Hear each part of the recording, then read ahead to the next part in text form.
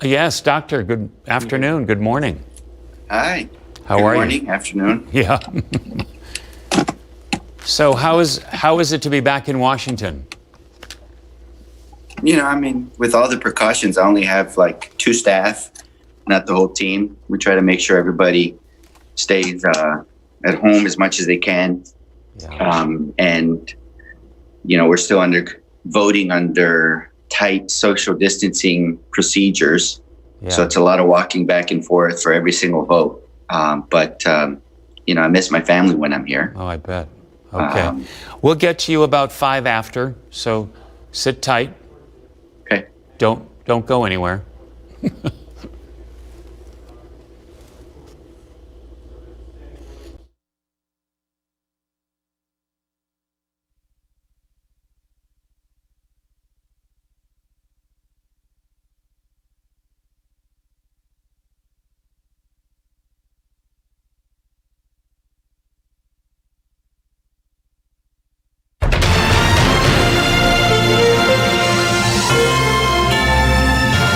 Is NBC Palm Springs.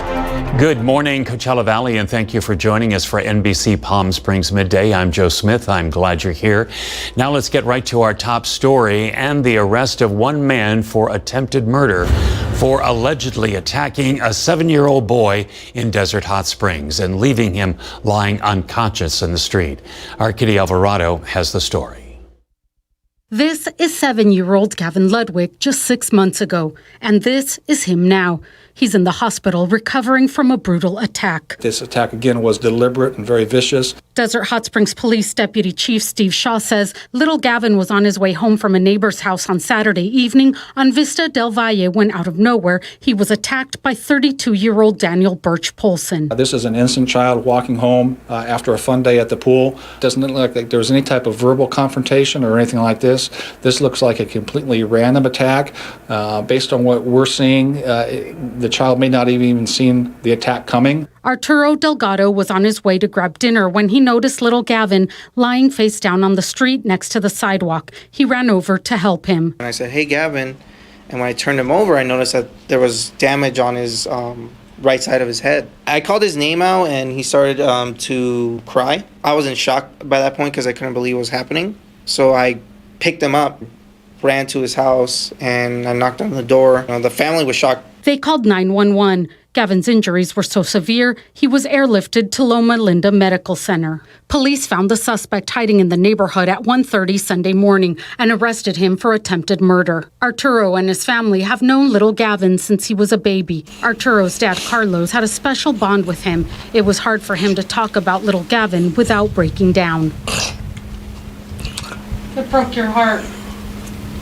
See, the kiss is very, very special. Every neighbor we spoke with says Gavin is a sweet little boy. They're in shock something like this could happen on their street by one of their neighbors to a little boy they all love. It's horrific. It's unconscionable to think that some person, anybody, would intentionally harm a little child, a defenseless child. And really want Gavin to come back the way he was, energetic, outspoken, smart. Kitty Alvarado, NBC Palm Springs. Now, we're told doctors removed Gavin's breathing tube, but he does not have control over the left side of his body. A GoFundMe has been set up for Gavin. You can find the link on our website, nbcpalmsprings.com. Coronavirus coverage brought to you by East Valley COVID-19 testing site, serving residents of eastern Coachella Valley. A study out of South Korea suggests children younger than 10 years old can spread COVID-19 half as much as adults, but children over the age of 10 can spread the virus at the same rate as adults. Now, researchers say children may be more likely to spread the virus at home after school reopens. High school sports have been delayed at least until December. That decision comes from the California Interscholastic Federation, or CIF, the governing body of high school sports in our state. Our Olivia Sandusky has reaction from the athletes and coaches. High school athletes are waiting for these sights and sounds to return in the coming school year, and the CIF just released an outline of what it might look like. The processes for determining whether or not kids are allowed back on campus have not changed at all. The CIF office has just put a framework in place that we can plan for, that hopefully kids are allowed by that time. The sports calendar is now broken down into 2 seasons instead of 3. The fall will have football, boys and girls cross country, volleyball, and water polo. Spring includes sports like basketball, golf, baseball, softball, and swimming. Start dates have been delayed as well, with football season beginning in January, potentially impacting dual athletes. It's going to be different because usually I have like the break going into baseball. But now I have to, if we make a far run into football for playoffs, I have to transition over really quickly into baseball. But I think it's going to be nicer because it's not going to be as hot over summer. The workouts are going to feel better and stuff like that. And some athletic directors say the schedule also poses logistical issues. We share a pool with Cathedral City High School. So we're going to have boys and girls water polo together in the same season for 2 schools at the same pool. We're already busy when you have 3 full sports, but now with supervision and busing and transportation, and it's going to be pretty challenging. While the new schedule doesn't guarantee sports will be taking place, many athletes remain hopeful this season will happen. I've just been waiting to come back, show the Valley what I could do, really, and what our whole team could do. Olivia Sandusky, NBC Palm Springs. Now here's a look at the latest COVID-19 numbers for Riverside County and the Coachella Valley. This from Saturday to Monday. The county reported over 1,200 new cases, 870 of those here in the valley. Valley health officials reported 1 new death. An extra $600 a week for unemployment benefits is about to run out. So what are lawmakers doing in Washington to extend the COVID-19 stimulus relief package? Joining us live from D.C. is Congressman Dr. Raul Ruiz. Doctor, it's always good to see you. Is there movement on extending the COVID-19 relief bill for the unemployed? There's movement in the Senate in the fact that they're meeting with the president to discuss another aid package.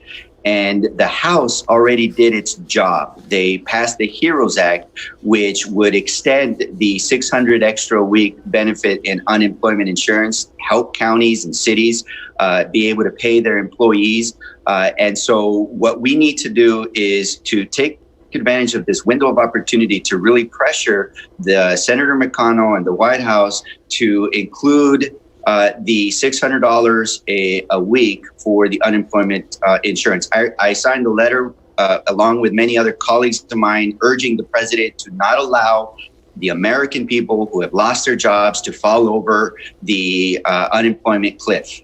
Is there any doubt that it will not be passed? Of course, there's always it's going to be an uphill battle, but we're going to make sure that we provide stimulus checks for families, that we extend the unemployment insurance for those that are struggling, that we help small businesses, and that we give our local cities the resources they need to be able to keep their employees and to provide the services that they provide for their residents. So will this be a stimulus package much like the very first one to help businesses and, as you mentioned, sending checks out to families? Yes, in addition to that, we are going to fight like hell to get more money for testing and contact tracing so that when we stop this surge, we have the safeguards in place before we start to remove stay-at-home orders or closures in businesses so that we can contain the virus during the fall and the winter and not overburden our healthcare system. Now, you have been saying that wearing a mask is a patriotic duty. Now the president is hearing you or hearing everyone else. He's now wearing one. What changed his mind?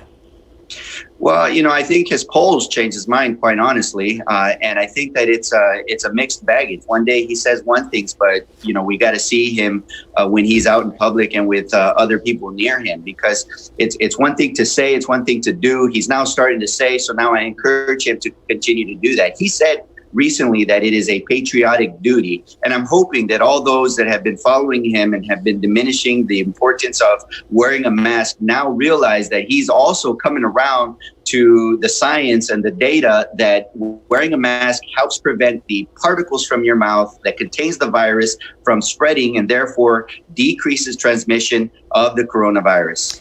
The president will also now be spearheading the meetings, the daily meetings and briefings on the virus at 5 o'clock Eastern. Is he doing that for an ulterior motive? You know, Joe, his polls are down. We're in a surge. He can just tell us why he's doing it. But I just hope that he listens to the scientists and allows the experts to speak consistently with one voice and one strong message, and that he follows their recommendations and does not contradict them. Joe, this coronavirus is hitting people with respiratory illnesses very hard.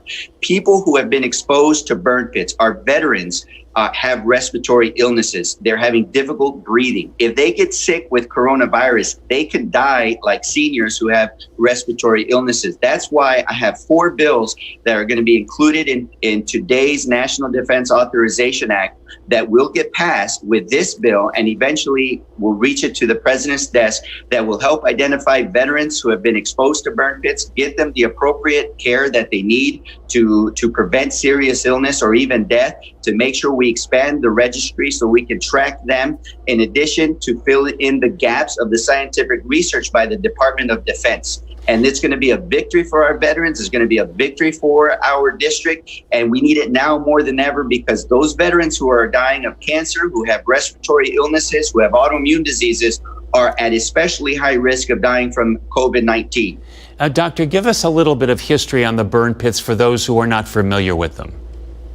So burn pits are large pits, sometimes up to 10 acres long, wide, where the military will burn their trash, anything and everything, including jet fuel, plastics, medical waste, uniforms, and computers. And so it creates this big plume of smoke that can be seen from a mile high or a mile away, and then the smoke covers the entire base. And so our men and women in uniform are breathing it, and it includes carcinogens and other toxins. And we have a family who lost a mother, a wife, Jennifer Kepner, who was an Air Force veteran out of Cathedral City, who died of pancreatic cancer due to her exposure to burn pits. The VA, the DOD, has been giving our veterans the runaround. I've been holding them down to the truth and pinning them down to make sure that they address this problem. And I'm not going to let it go, because I made a promise to Jennifer Kepner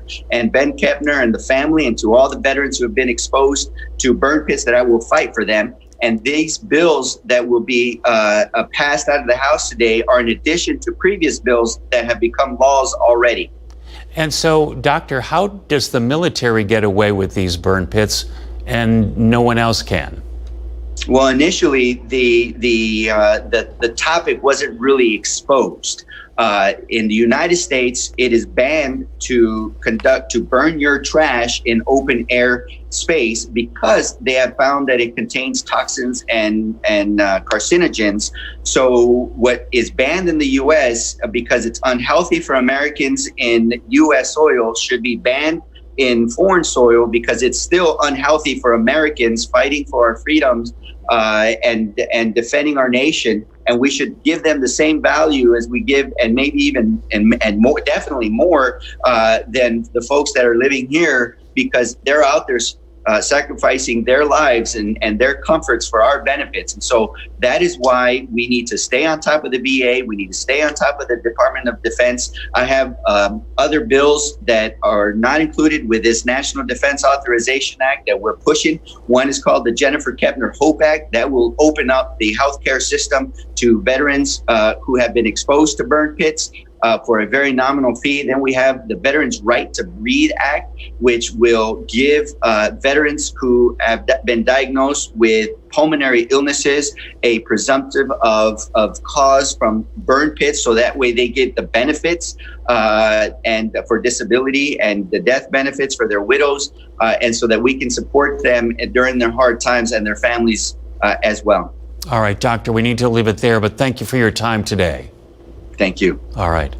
And now to other news. A new government study suggests that most people have not been exposed to the coronavirus. CDC researchers analyzed blood samples from over 16,000 people from 10 areas across the country this spring. Being 1% and 6% had COVID antibodies at the time. However, they estimate the infection rates ranged from 6 to 24 times higher than reported cases. Experts say the undercount may reflect people who did not seek care or get tested. All concerts at Fantasy Springs Resort Casino Special Events Center are postponed until 2021 because of COVID-19. The casino, hotels, and restaurants will, however, remain open. The resort says they have measures in place, including mandatory face masks, social distancing, and temperature screenings. New dates have been set for the concerts. You can check those out online. Let's take a live look outside right now from our Agua Caliente Casino cam in Palm Springs. Time to check in with Chief Meteorologist Mike Everett in for Jerry Steffen. It's all about the onshore flow. We're tracking a low pressure system that's setting up shop right over top of Northern California. What that does for us is a couple of things. It'll help to regulate temperatures this week. In fact, we're going to take a trip below average. I'll show you that coming up. Meanwhile, it also keeps that monsoonal flow in the Four Corners region. So storms already firing up in Arizona today, and we expect more in New Mexico, Colorado, and even up towards Utah as well. Meanwhile, temperatures will warm above average. Remember, 108 is the 30-year average for this time of year. 111 is what we'll achieve, but that's 2 degrees cooler than we saw on Monday and 4 degrees cooler than we saw on Sunday when we got up to 116. Expect dew points to stay in a moderate range as well, upper 40s, lower 50s. That'll equate to about 10% humidity. Next 3 days brought to you by Comfort Air, and watch this. 111 on Tuesday becomes 109 on Wednesday, and then here we go. We're taking that trip below average on Thursday, and if you think that's something, look at the overnights. We're going to touch down in the lower 70s on Wednesday. Looks like we get to carry this into the weekend. I'll give you all the details and your full forecast coming up. Mike, thank you. We've shown you the viral video of a woman harassing a landscaper in Rancho Mirage. Now, our Daytona Everett shows us people are coming together to show racism will not be tolerated. Show me your papers. Could you move away? No, I want to see your papers. You The want to see video papers? continues Immigration. garnering attention. A Rancho Mirage woman harassing a landscaper simply trying to mow the lawn. A gathering is held in support of Juan Andrade. Protesters gathered at Parkview Villas, the same place where the incident took place. They voiced their displeasure that racism still exists in the United States and said that even during the pandemic, they'll make their voices heard and hope to bring about change. We're making a stand. We will not accept it. And for her to do this to our valley and think that she was above and privileged in her thinking, no, it hurt. It hurt a lot of us. Juan says that this isn't the first time he was harassed by that woman. It was actually the third time that it happened. Yeah, before that, she screamed at me, told me to get off the patio. And prior to that, she told me to go back to my country. A city investigation determined that this was an isolated incident, but management of the housing complex is conducting their own review, which could result in the eviction of the woman.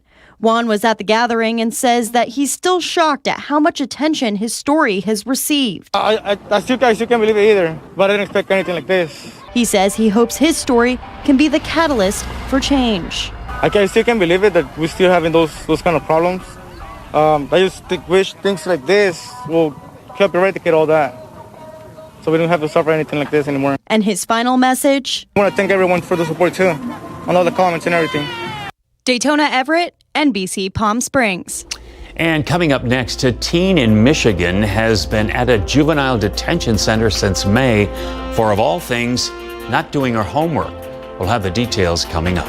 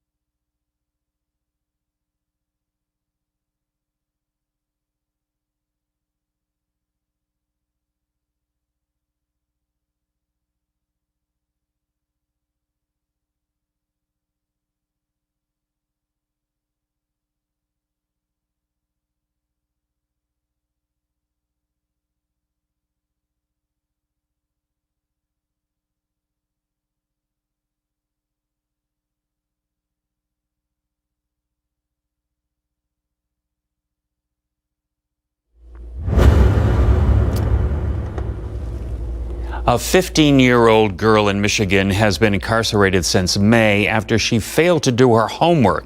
The girl, who goes by Grace, was ordered by a judge to remain in juvenile detention center because she was making progress with her treatment. However, the judge called the girl a threat to her mother. Now some question whether race was a factor in detaining Grace. Black youth in Michigan are more than 4 times as likely to be detained or committed than white youth. Now, the search for the man who carried out a brazen daylight gun attack at a federal judge's home in New Jersey appears to be over. The 20-year-old son of federal judge Esther Salas died, and her husband is in critical condition. Investigators are at a scene in rural Sullivan County in New York. NBC's Chris Pallone with the latest. Law enforcement sources tell NBC News they believe a well-known New York attorney, Roy Dan Hollander, found dead of an apparent suicide in the state's Catskill Mountains, is the same person who carried out a shooting attack at a federal judge's home in New Jersey Sunday night.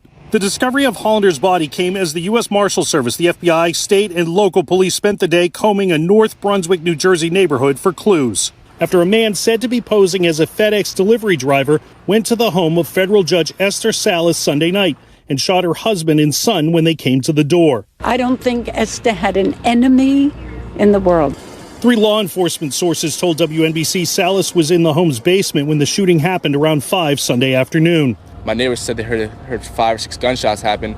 Salas's husband, defense attorney Mark Anderl, and their son Daniel were shot several times. Just gut-wrenching. The city's mayor at a loss to explain why this happened. For such devoted, accomplished, good people, it's just unthinkable. President Obama appointed Salas to the federal bench in 2010, the first Hispanic woman ever to serve in that role in New Jersey.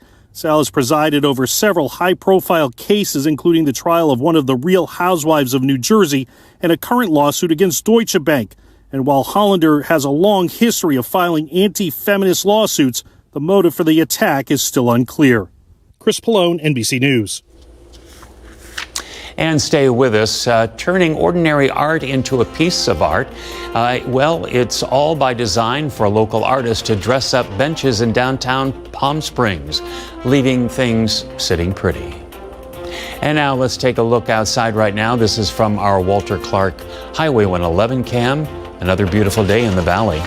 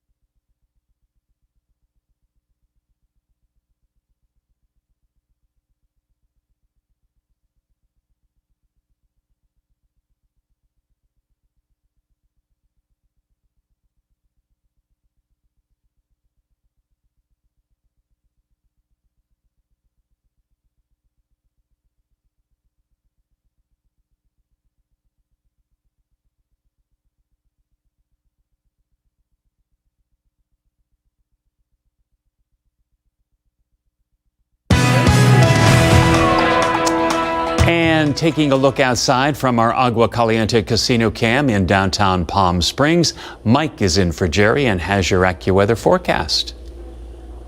Conditions looking great across Southern California as we go into the second half of July here. Monsoonal flow is something that we are normally talking about this time of year, but a low pressure system, that one that I showed you earlier, will keep all of that into Arizona. In fact, we were tracking some monsoonal storms over top of Phoenix, Flagstaff, and even out towards Havasu earlier this morning. We will see some showers that will fire up over New Mexico, Colorado, and even into Utah as we go into the afternoon. Meanwhile, our skies will stay blue and clear, and that flow will stay onshore. I'll show you what it does for you in a moment. Meanwhile, I want to tell you about a couple of things. Red flag warnings in place in Nevada out towards Las Vegas. We're seeing some gusty winds there getting up in the 20-30 mile an hour range there, lowering that relative humidity into that 5 to 10% range. So fire concerns are an issue there. Fire concerns of a different type in the Central Valley. An air quality alert remains in place for the valley there. There's a fire out in Fresno County called the Mineral Fire that has been pushing smoke into the valley, and it's trapped there. So if you do have some I-5 plans, expect to encounter that as you drive through. Small craft advisories all the way up and down the West Coast. We're seeing some winds that are about 30, 40 knots. So if you're planning on taking out the sailboat today, yeah, probably better not. Here's what we're looking at as far as high temperatures go across North America. We're going to see some 80s and 90s out towards Boston and Philadelphia. It's muggy there. The heat index is about 105 in Philadelphia today. It's warm and muggy in Miami. 86 and 91's your number in Dallas. 108 in Phoenix. And we're going to see some 60s and 70s up and down the coast. In fact, check this out. The high today in Seattle will be the exact same high that they'll see in LA, 82 degrees. Boise, however, will be warm at 99. We'll be warm as well, but the temperatures are going down. Remember, we were 116 on Sunday, so 111 is not bad in relative terms. 112 in Palm Desert. You'll find 103 in Joshua Tree, 80 up in Big Bear, and 92 in Anza. We'll see winds. They will gust up this afternoon. That diurnal flow will keep things coming in from the east through most of the day, and then they'll make that switch around to the north and west during the dinner hour tonight. We'll see gusts that'll get up to about 27, 30 miles an hour here in the Coachella Valley, 45 miles an hour out towards the Banning Pass, and then all of that gets back into single digits as we go into the overnight hours. We'll see those temperatures booming up to 107 by 2 p.m. today, 111 as we go towards 4 p.m., and then, of course, those numbers go back down as we go into the evening. Along the coast today, look for 82 in L.A., 75 in San Diego. The big story, though, your Comfort Air 7-day forecast showing temperatures dipping below average and staying there from Thursday all the way into Sunday.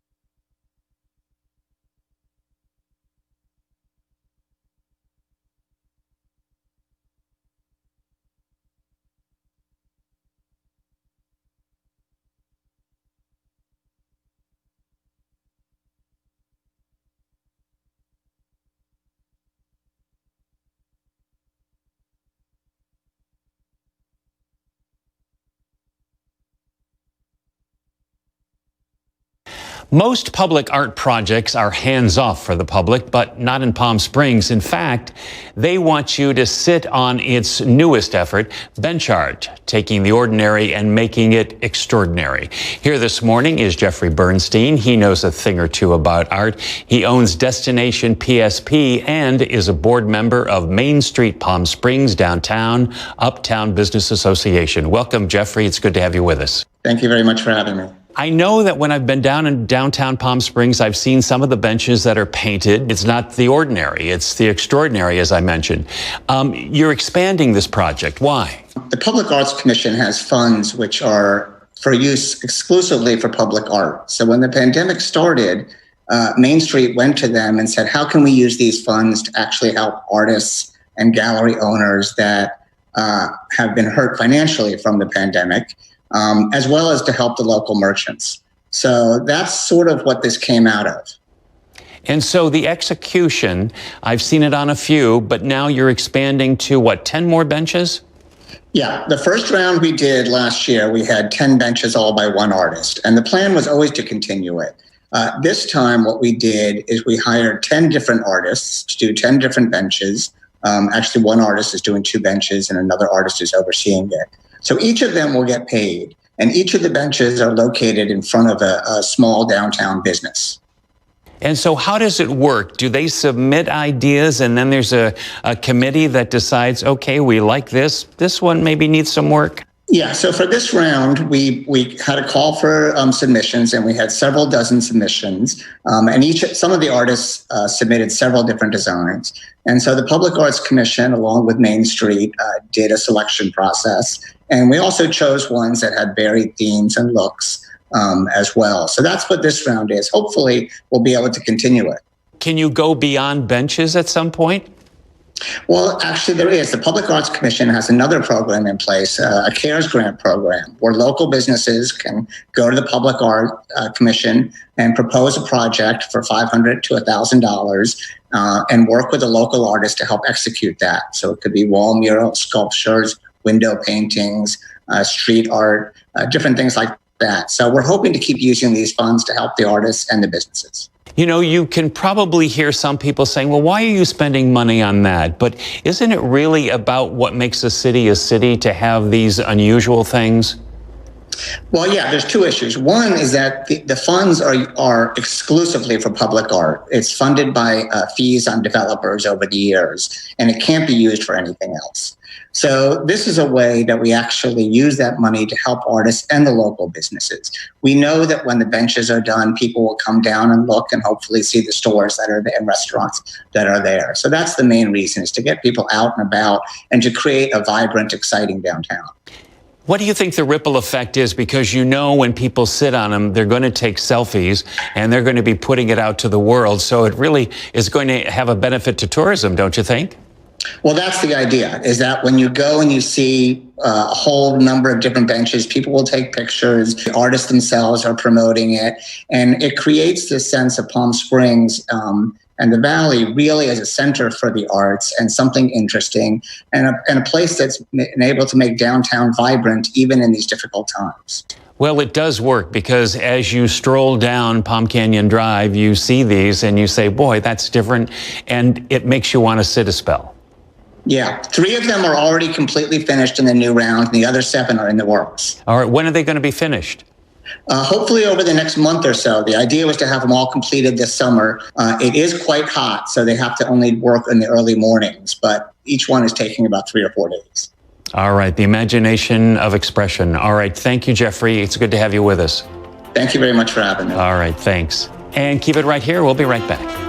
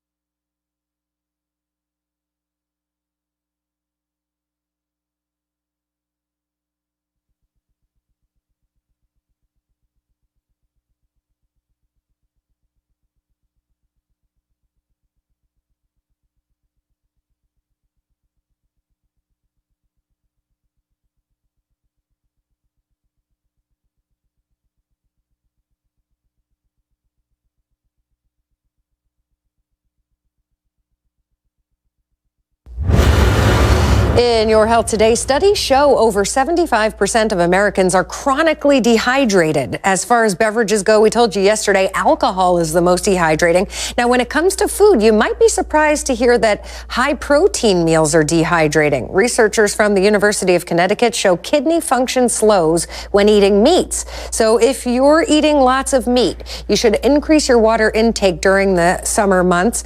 Cured meats are actually the worst. Those are cold cuts, pepperoni, pastrami when it comes to dehydration, because they're loaded with salt and sugar that sucks water right out of your body. Just one serving of chorizo contains 520 milligrams of sodium, which is more than the daily intake for salt.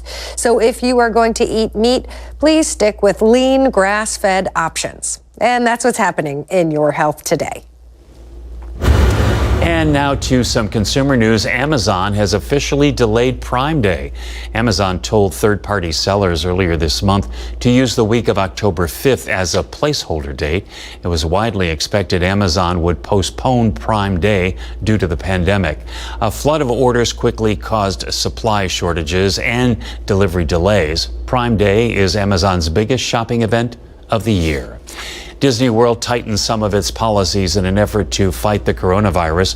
All guests ages 2 and older and Disney cast members must bring their own 2-layer masks and wear them at all times. The masks can only be removed while someone is actively eating or drinking. After nearly 4 months of being shut down, Disney World reopened its gates July 11th. As we head to break, here's a live look outside our Walter Clark Highway 111 cam. And Mike has got your forecast right after the break.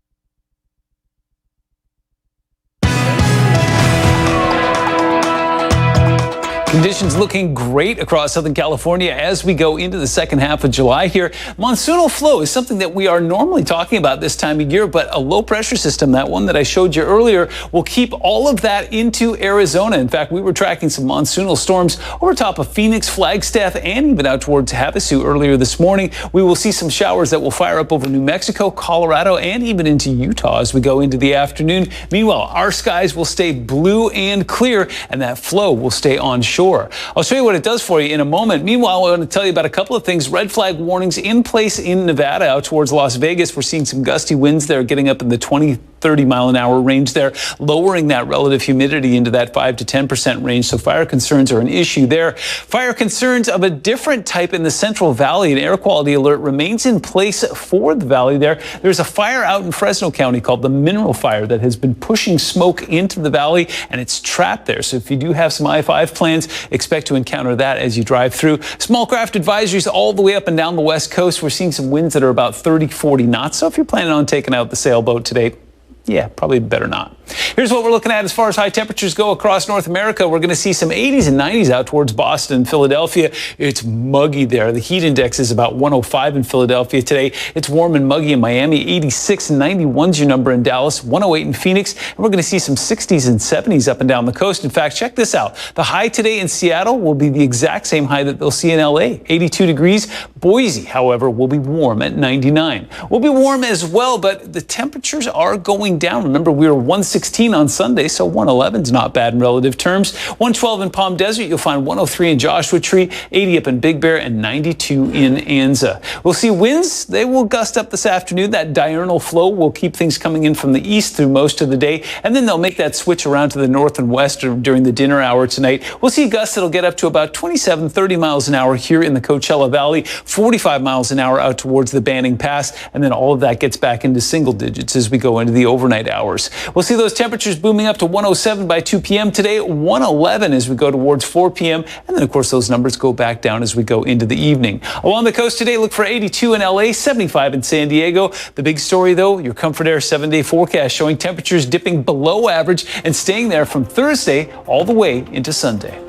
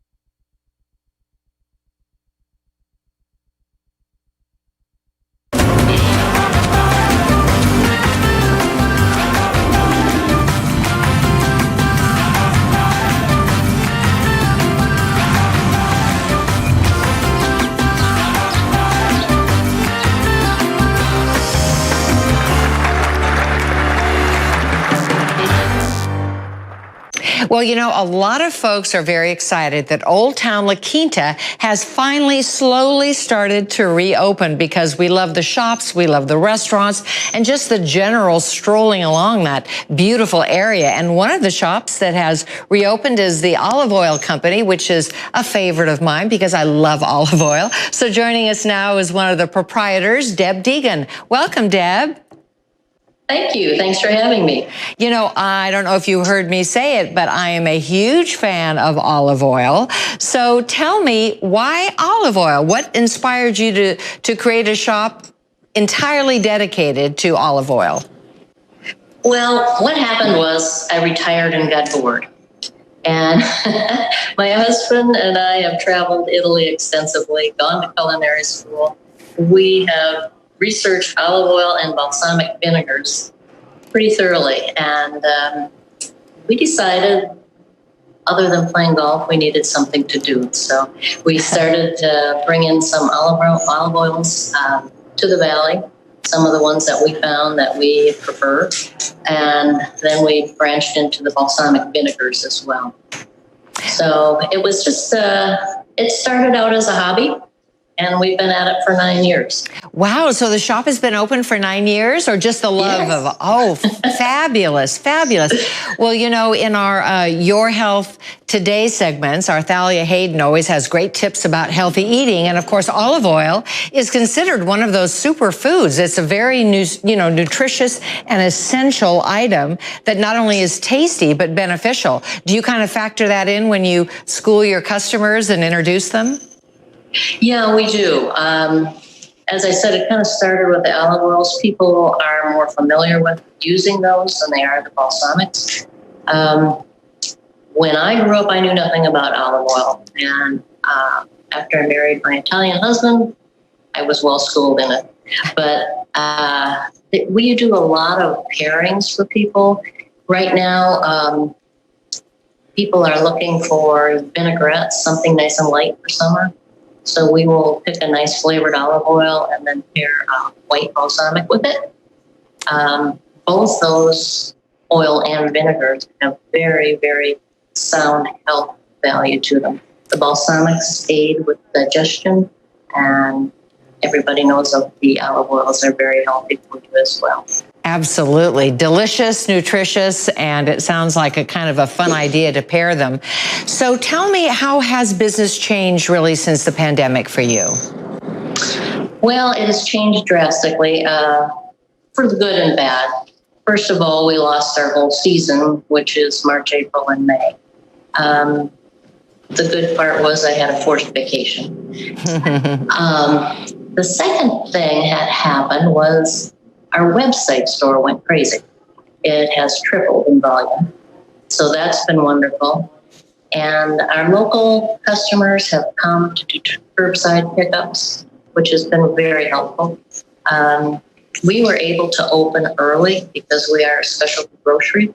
So on May 4th, we reopened, and we've had a lot of great local support because, as you know, all of our Canadians and snowbirds have gone home.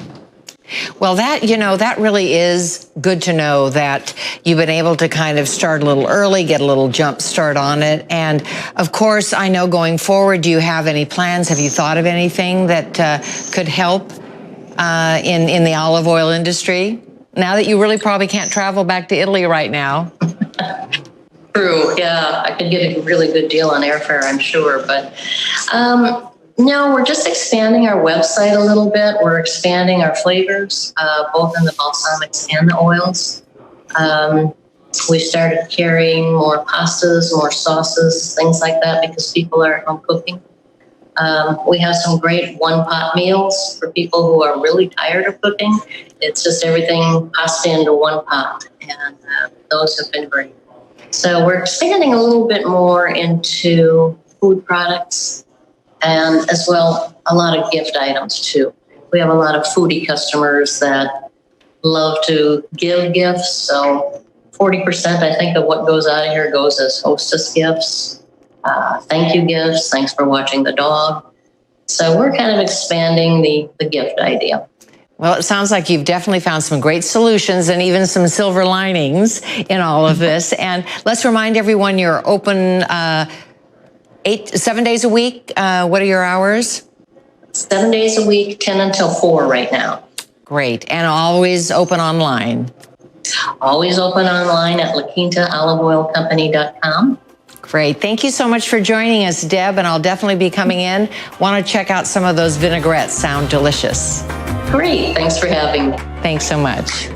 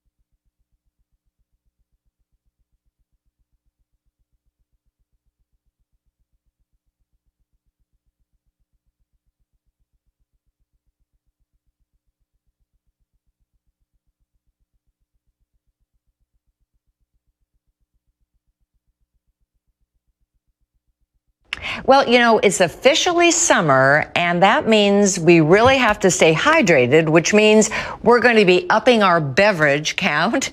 And if you're like me, you like a good straw with your beverage, but we have to be mindful of our environment. So what to do? Well, our next guest, Bert Ballas, has come up with a genius idea. Welcome, Bert. Thank you very much for having me on the show, Sadie. Well, nice seeing you. Nice to see you too. Tell us a little bit about your creation. How did you come up with a concept for a portable, reusable, and rinseable straw? Yeah, I'm an outdoorsman. I travel quite a bit. I'm really conscious of the environment.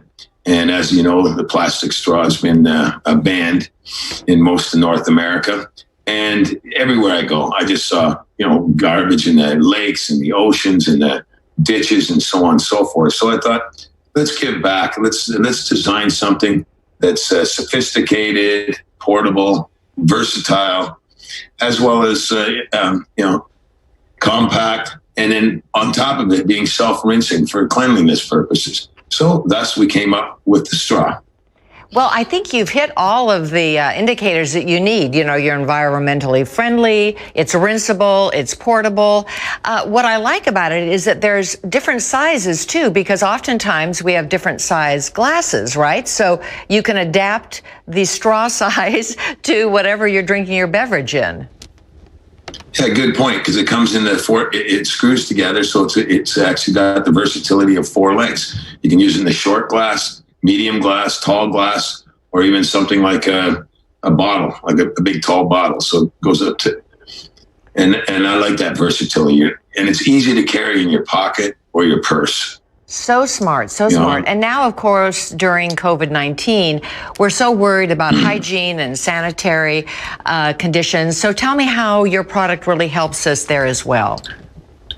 Well, what we designed it to be an everyday personal item. So when you pick up your keys, you have the straw with it. You can even be attached to your keys or on a lanyard. You carry it with you, and it's 100% personal, just like your toothbrush. Now, you don't know who or how many people have touched your glass. So really, when you get a beverage or a drink or a can, you can use your own personal straw, put it in, and drink the fluids in it without having anyone else have touched it. And again, saving the environment at the same time. And how is it you have a rinsable way to do it too in the case, right? Is that correct? Am I correct in saying that? That's correct. Well, what we did is we put it into a watertight case. So you can put water or mouthwash or whatever in the morning, you put it in. That way, after you've used it, let's say, juice, pop, whatever, milk, you can put it back in the case. You just shake it, or as you carry it, it shakes, and it basically self-rinses it. So when you pull it back out to use again, you can just use it right from the case, or and then when you get home, you can just dump it out and put the new water in it or new mouthwash in it, and it takes the stickiness and so on away. So show us. So you don't have to go. Yeah, and I see that you have it there, Bert. So just lift it up into our camera, too, to just kind of see how small it is and compact. Right, you just can put that on your keychain. Genius idea. I have a keychain with a bottle opener on it, and then basically it unscrews. I've got liquid in it now, so I'm not going to dump it. And then you just pull out the straw, and you put them together, you screw them together, so you have 1 length, 2 lengths, 3 lengths, 4 lengths. That would be for medium-sized glass. Now you can make it that long. The next size glass, and it's all stainless steel, so it doesn't rust. It's just like your cutlery, and you can even make it that. And I see Look you at the have length of that now. Oh, that is genius. That is really fantastic. And the tip where you put your mouth, I see that's kind of soft, right? So yes, surgical tubing. So again, it's for hygiene, and it doesn't get cold or warm. Plus, you don't have metal against your teeth. And then you got a little brush in the center of the case too, so each section can be cleaned. And as you can see, you just take it apart. Mine's wet right now because I do have fluid in my case, and I put it right back in the case like that. And look at the size of the case. It's only tiny. I love it. Thank you so much, Bert. Quickly tell us how we can find the straw. Well, just go online, and you can buy thestraw.shop. So you can purchase right online. It comes in 4 colors. Great. And Genius idea, perfect for those of us in the desert who are going to be really upping our beverage count as the temperatures rise. And I thank you so much for being with us, and I'm looking forward to trying the straw with my iced tea. Thank you very much. Thanks so much. And thank you for having me on the show, Sadie. Absolutely. Thanks so much.